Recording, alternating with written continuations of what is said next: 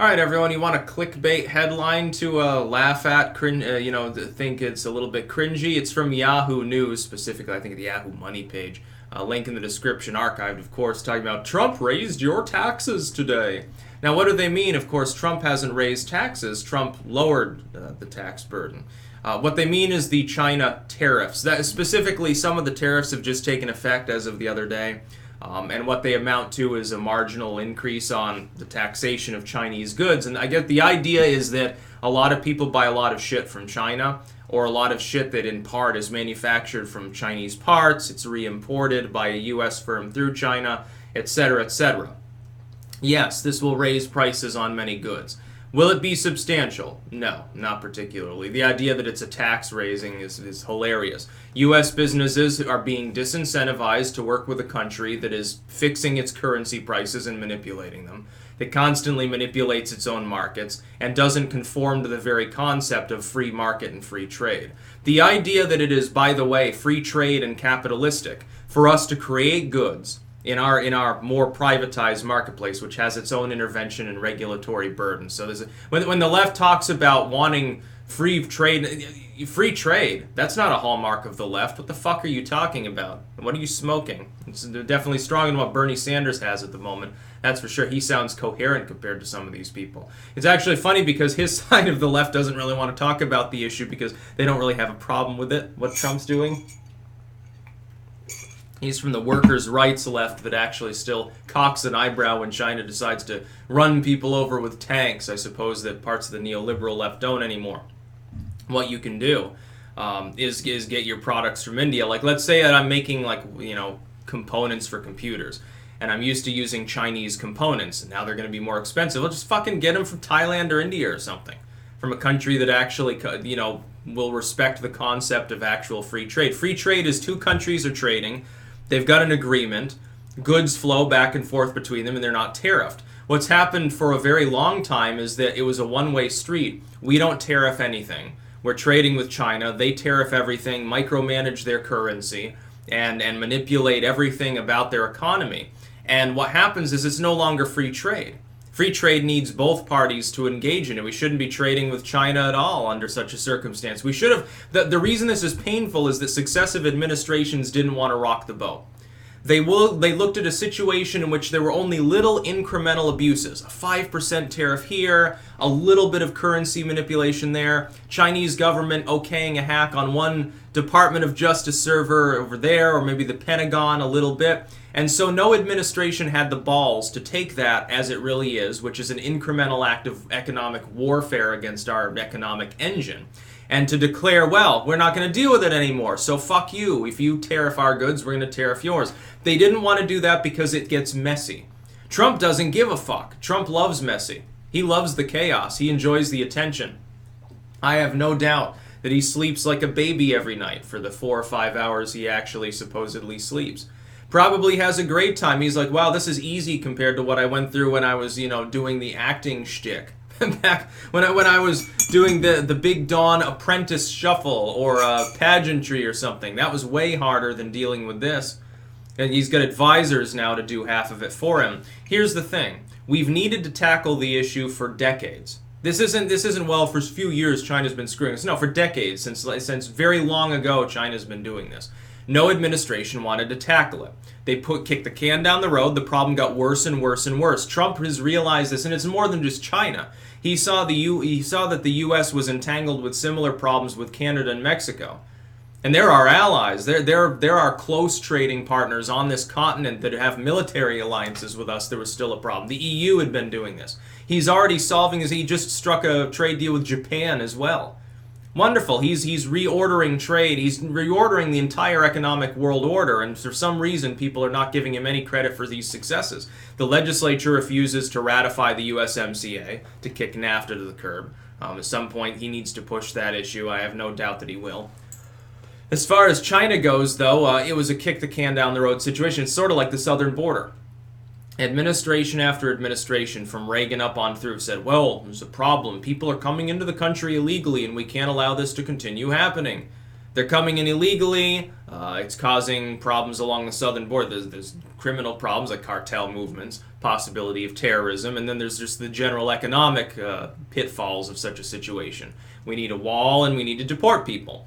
Reagan said that. Instead, he ended up passing the Stimson-Mazzoli Act, which basically was amnesty. It took care of a few problems along the border, but it never led to a final sort of physical barrier being put there, so it didn't really, it falls through. It temporarily alleviates the problem, it doesn't take care of anything but the symptoms. Herbert Walker thought it was a problem, although not so much. He's a one-term disaster. He didn't want to talk about it too much. He was too busy making other promises he couldn't fulfill. Clinton comes along.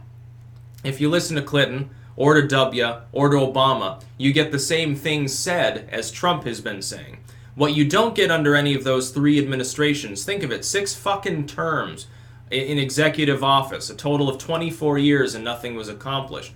All 3 of them said the same things Trump is saying now. Not a single one of them ever attempted to appropriate the funds to actually solve the problem. The closest you got was under Bush. The idea of electronic surveillance along the southern border was implemented. But the problem had already metastasized, and so Trump has said, well, what a better way to get a lot of attention than to tackle this seemingly untackleable issue. The solution to the problem is elementary. It's extremely simple. Build a physical barrier and begin deporting people who are in the country illegally. It's as simple as that. That's as simple as it fucking can possibly get. The problem is, here's the problem. People on the right have a very low attention span, it seems, when it comes to this issue.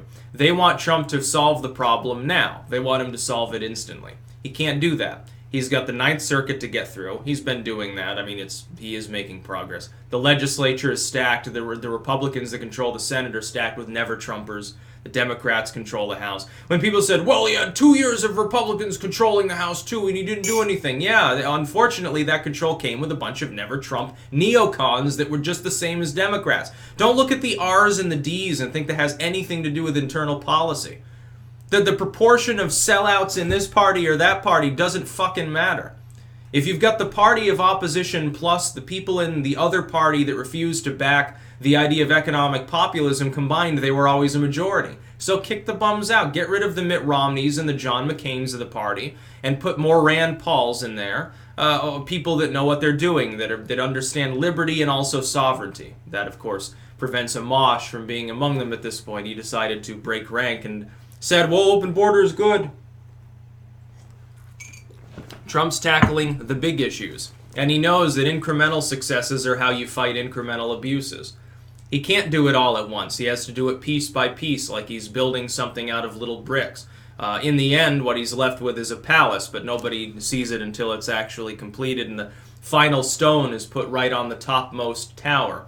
What's going to happen is that if he's given a second term, I think Trump will make more progress on the wall, on trade deals and so forth. I think he'll pretty much be entirely successful. The problem is, of course, you've got the propagandistic legacy media and all the slimy neocons against him. The neocons have convinced, like the Fox Republicans, the boomer Republicans, you could call them, that Orange Man bad, just the same as the left thinks so. They think Orange Man bad to the point where they actually are willing to call tariffs on Chinese goods a tax. The liberals, like 20 years ago, were rambling about Tiananmen Square and workers' rights and sweatshops and suicide nets and Chinese censorship because they were actually left-wing. Now they say, well, Orange Man's so bad we support the nation of communist China.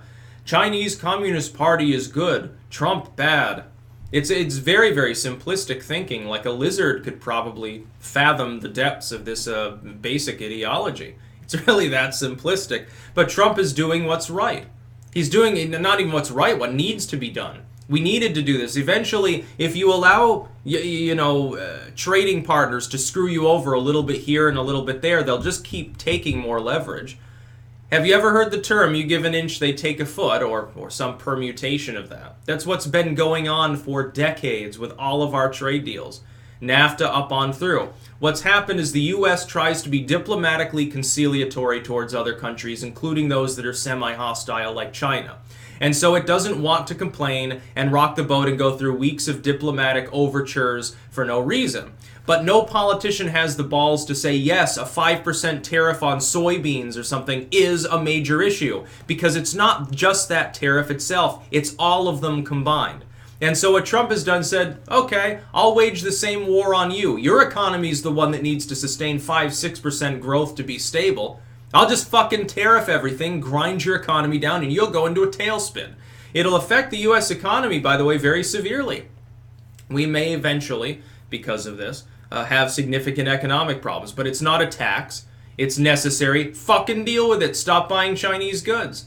Buy something from another country. Buy U.S. Wow. 10 years ago there was a movement, buy American. Where'd that go? Why don't we stop buying, cheap imported products that are shitty anyway? Why don't we hold U.S. businesses accountable for who they do business with? It's funny because the liberals are more likely to jump down a business's throat because they advertised on a YouTube channel that the left doesn't like than if China abuses and kills thousands of workers every day, which does happen, enslaves small children in sweatshops where they're worked to death. No workers' rights, no environmental principles, no business safety standards or anything like that, currency manipulation, tariff wars, and craziness. So that doesn't bother them. They don't care. They'll buy that cheap Che Guevara shirt and get their Chinese re-imported coffee roaster from Starbucks, and that's perfectly fine. But a YouTuber said something that mildly offended them. We've got to crack down on this. This is hate and fanaticism. It's endangering the world. But China, hacking U.S. government servers, that's fine. That's okay. China trying to put us into a recession, oh, it's fine. It's all right. Chinese government goes nuts, kills 10,000 of its own, draws up the troops on the Hong Kong border, maybe will slaughter 1 million people. Oh, it's just fine. They could probably kill every man, woman, and child in Hong Kong, and you'd see less outrage for less time among people on the left than for some fucking YouTube or some fucking alt-tech site that allows Richard Spencer to have a profile page or something. It's fucking crazy. That's about all. Peace out.